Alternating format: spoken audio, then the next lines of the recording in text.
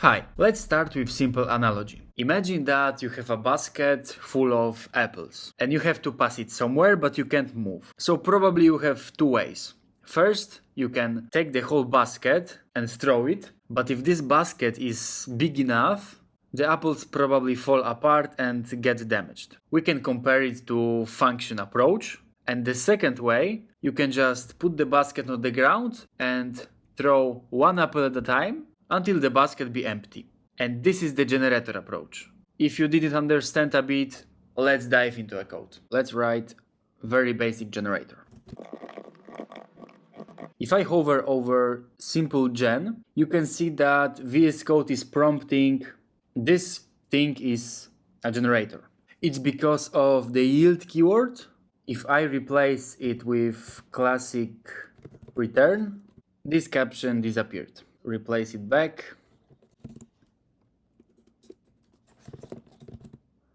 Now I will create a basic list with, let's say, 3 elements, and let's call our simple gen.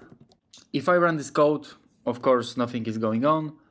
We can check what is hiding under gen1 variable. And as expected is generator, but we can say that this generator is sleeping now. If we want to wake it up, we have to call the next method on it.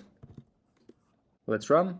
And it spitted out first value. If I want to retrieve second value, I can just repeat this next call and I get my second value. But if my list would have 10,000 elements, it would be very clumsy to call it like that. So Python has much better syntax for this, and we can just create simple for in to iterate over every element in my list, in my items. Let's run it now, and we get every value. Now some practical stuff. My simple generator takes some numbers and multiply it by itself, in other words, squared it. If I run this snippet, this program was executed in a blink. I can add some delays if we want to visualize it better. Let's run it again. And it's smoothly working. With this big delay, it would take some time, so I just stop it. And now we can get very similar behavior with classic functional approach. I have exactly the same for loop, exactly the same job to square the number. Let's run it.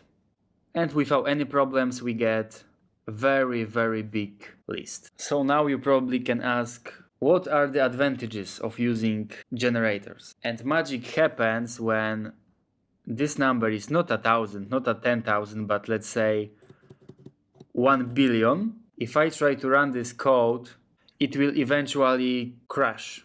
I won't be waiting for long, so you have to believe me, but 100% this code will crash because this squared list will become so big that my computer memory can handle it. Now I will set the same big number in my generator. We can for now remove this delay and let's go. Without any problems, the code is running steady and smoothly.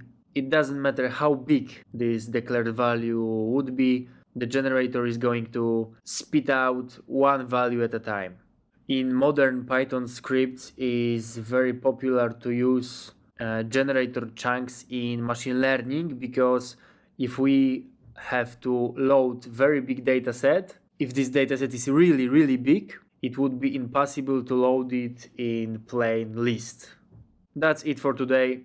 Thanks for watching and see you.